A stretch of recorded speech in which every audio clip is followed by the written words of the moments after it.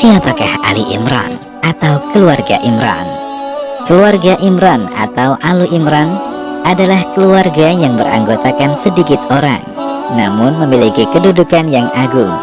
Allah memilih mereka dibanding keluarga lainnya, menunjukkan betapa besar posisi mereka. Lalu, siapakah keluarga Imran itu? Siapakah keluarga Imran? Keluarga Imran adalah keluarga mulia dalam kurun sejarah. Allah memilih mereka dibanding keluarga lainnya adalah tanda nyata keagungan mereka. Allah Ta'ala berfirman, sesungguhnya Allah telah memilih Adam, Nuh, keluarga Ibrahim, dan keluarga Imran melebihi segala umat di masa mereka masing-masing, sebagai satu keturunan yang sebagiannya turunan dari yang lain. Dan Allah Maha Mendengar lagi Maha Mengetahui. Quran Surat Ali Imran ayat 33 hingga 34. Keluarga Imran dinisbatkan kepada seseorang yang bernama Imran bin Nathan bin Al-Azhar bin Al-Yud bin Sulaiman bin Daud alaihi salam. Nasabnya tersambung hingga ke Nabi Daud alaihi salam. Dalam bahasa Ibrani, Imran disebut dengan Imran. Dalam buku-buku Nasrani, namanya disebut dengan Yuhakim. Keluarga Imran adalah turunan atau cabang terakhir orang-orang beriman dari turunan Bani Israel. Namun antara mereka dengan Nabi Yakub terpisah beberapa kurun lamanya. Anggota keluarga Imran, istri Imran. Istri Imran bernama Hannah binti Fakuda. Ada juga yang menyebut Kauda bin Kubaila. Hannah adalah seorang wanita yang tekun beribadah, sebagaimana kisahnya dalam Al-Quran.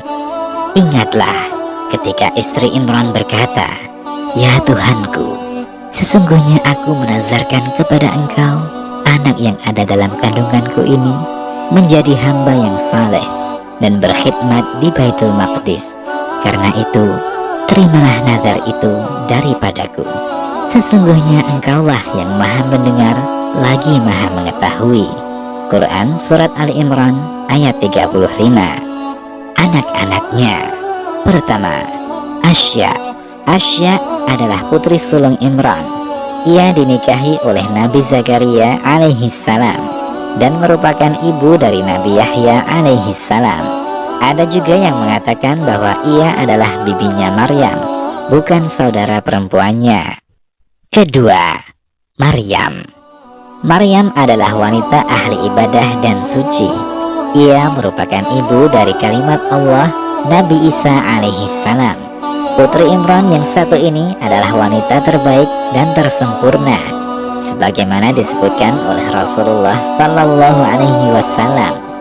Lelaki yang sempurna jumlahnya banyak, dan tidak ada wanita yang sempurna selain Maryam bintu Imran dan Asyah istri Fir'aun. Dan keutamaan Aisyah dibandingkan wanita lainnya, sebagaimana keutamaan Ats-Tsarid dibandingkan makanan lainnya. Hadis riwayat Bukhari dan Muslim. Orang-orang Yahudi menuduhnya melakukan zina. Tuduhan itu mereka lontarkan saat Maryam masih hidup maupun setelah wafatnya. Sementara Al-Quran telah menyucikan Maryam dari tuduhan keji ini. Tidak hanya satu ayat, bahkan di banyak ayat Allah menyebut orang-orang Yahudi sebagai orang-orang yang kufur karena menuduh Maryam berzina, sebagaimana firman-Nya, dan karena kekafiran mereka terhadap Isa dan tuduhan mereka terhadap Maryam dengan kedustaan besar, yakni zina. Quran Surat An-Nisa ayat 156. Demikian juga dengan firman-Nya, dan ingatlah Maryam binti Imran yang memelihara kehormatannya, maka kami tiupkan ke dalam rahimnya sebagian dari ruh ciptaan kami, dan dia membenarkan kalimat Rabb-Nya dan kitab-kitabnya, dan dia adalah termasuk orang-orang yang taat. Quran Surat At-Tahrim ayat 12. Dan firman-Nya, dan ingatlah kisah Maryam yang telah memelihara kehormatannya, lalu kami tiupkan ke dalam tubuhnya ruh dari kami, dan kami jadikan dia dan anaknya tanda kekuasaan Allah yang besar bagi semesta alam. Quran Surat Al-Anbiya ayat 91. Cucu-cucunya. Pertama, Nabi Isa alaihi salam. Nabi Isa adalah Rasulullah dan kalimat Allah yang dia sampaikan kepada Maryam. Allah Ta'ala berfirman, sesungguhnya Al-Masih Isa putra Maryam itu adalah utusan Allah yang diciptakan dengan kalimatnya yang disampaikannya kepada Maryam dan dengan tiupan ruh darinya. Quran Surat An-Nisa ayat 171. Allah mengutus Nabi Isa kepada Bani Israel, mendakwahi mereka kepada tauhid, menyembah Allah semata. Allah Ta'ala berfirman, dan ingatlah ketika Isa ibnu Maryam berkata, hai Bani Israel, sesungguhnya aku adalah utusan Allah kepadamu, membenarkan kitab sebelumku, yaitu Taurat, dan memberi kabar gembira dengan datangnya seorang Rasul yang akan datang sesudahku, yang namanya Ahmad atau Muhammad. Maka tatkala Rasul itu datang kepada mereka dengan membawa bukti-bukti yang nyata, mereka berkata, ini adalah sihir yang nyata. Quran Surat As-Saff ayat 6. Dan firman-Nya, Al-Masih sendiri berkata, hai Bani Israel, sembahlah Allah Tuhanku dan Tuhanmu. Sesungguhnya orang yang mempersekutukan sesuatu dengan Allah, maka pasti Allah mengharamkan kepadanya surga, dan tempatnya ialah neraka. Tidaklah ada bagi orang-orang zalim itu seorang penolong pun. Quran Surat Al-Maidah ayat 72. Kita kaum muslimin berkeyakinan bahwa Nabi Isa alaihi salam belum wafat. Ia diangkat Allah di sisinya, ruh dan jasad. Beliau hidup di langit, bukan dibunuh atau disalib. Allah Ta'ala memberikan pengajaran akidah demikian kepada kita dengan firman-Nya. Dan karena ucapan mereka, sesungguhnya kami telah membunuh Al-Masih Isa putra Maryam, Rasulullah, padahal mereka tidak membunuhnya dan tidak pula menyalibnya, tetapi yang mereka bunuh ialah orang yang diserupakan dengan Isa bagi mereka. Sesungguhnya orang-orang yang berselisih paham tentang pembunuhan Isa benar-benar dalam keraguan-raguan tentang yang dibunuh itu. Mereka tidak mempunyai keyakinan tentang siapa yang dibunuh itu, kecuali mengikuti persangkaan belaka. Mereka tidak pula yakin bahwa yang mereka bunuh itu adalah Isa, tetapi yang sebenarnya Allah telah mengangkat Isa kepadanya, dan adalah Allah Maha Perkasa lagi Maha Bijaksana. Quran Surat An-Nisa ayat 157 hingga 158. Dan menjelang hari kiamat kelak, Nabi Isa akan turun. Beliau membunuh Dajjal dan menyebarkan keadilan, sebagaimana kabar dari Rasulullah Sallallahu Alaihi Wasallam. Demi jiwaku yang berada di tangannya, sebentar lagi Isa bin Maryam akan turun di tengah-tengah kalian sebagai hakim yang adil. Beliau akan menghancurkan salib, membunuh babi, menghapus jizyah atau upeti, harta semakin banyak dan semakin berkah, sampai seseorang tidak ada yang menerima harta itu lagi sebagai sedekah, dan sujud seseorang lebih disukai daripada dunia dan seisinya. Abu Hurairah lalu mengatakan, bacalah jika kalian suka, tidak ada seorang pun dari ahli kitab kecuali akan beriman kepadanya, yakni Isa, sebelum kematiannya. Dan di hari kiamat nanti, Isa itu akan menjadi saksi terhadap mereka. Quran Surat An-Nisa ayat 159. Hadis riwayat Bukhari dan Muslim.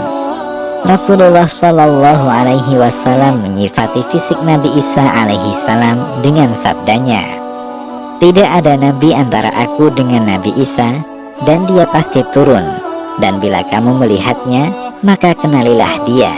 Seorang laki-laki yang tingginya sedang, agak putih kemerahan, dengan dua pakaian yang berwarna agak kuning, seakan-akan kepalanya meneteskan air, walaupun tidak basah.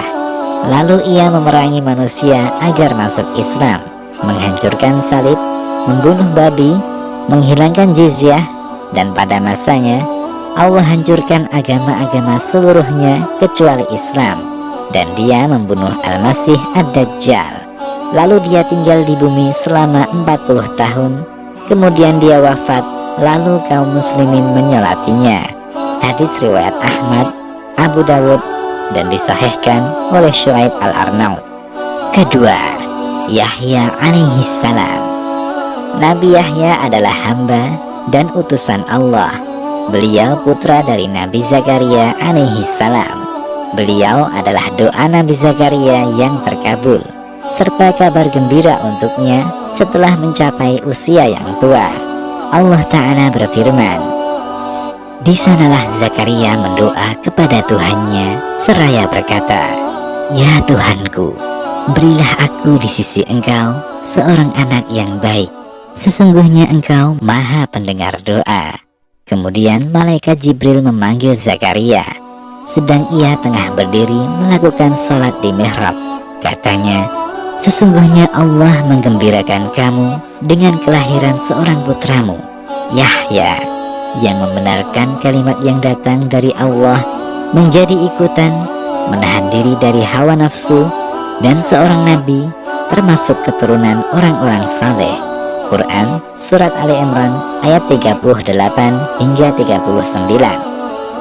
Di antara keistimewaannya adalah tak ada seorang pun sebelum beliau bernama Yahya, sebagaimana firman Allah Ta'ala, "Wahai Zakaria, sesungguhnya kami memberi kabar gembira kepadamu akan beroleh seorang anak yang namanya Yahya, yang sebelumnya kami belum pernah menciptakan orang yang serupa dengan dia."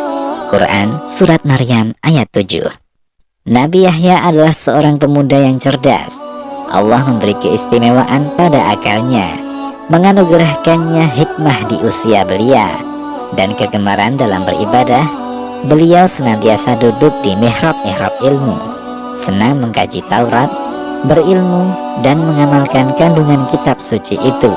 Beliau berbicara dengan kebenaran dan tidak takut celaan orang-orang yang mencela dan ancaman orang-orang yang zalim.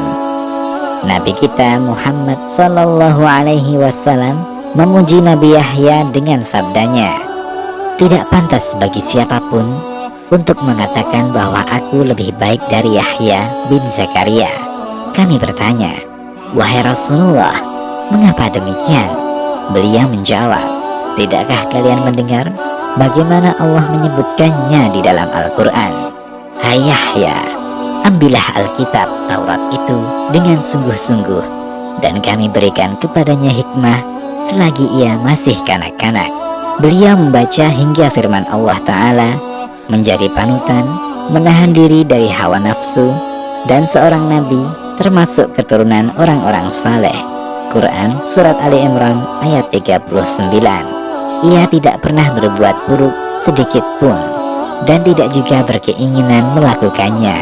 Hadis riwayat At-Tabrani. Wafatnya Yahya. Para ulama berbeda pendapat tentang bagaimana kejadian wafatnya Nabi Yahya alaihi salam. Banyak riwayat bercerita tentang kisah wafatnya, tapi umumnya Israiliyat. Di antara riwayat yang paling sahih adalah Yahya terbunuh gara-gara seorang wanita pelacur. Ia berkata kepada pasangannya, "Saya tidak ridho padamu sampai engkau datangkan kepala Yahya padaku." Laki-laki itu pergi dan membawa kepala Nabi Yahya dalam suatu wadah. Demikian juga riwayat dari Abdullah bin Az-Zubair. Ia berkata, "Yahya bin Zakaria terbunuh gara-gara seorang wanita pelacur. Ia adalah seorang budak." Dalam Al-Bidayah wan Nihayah, Ibnu Katsir menyebutkan secara rinci tentang berita ini.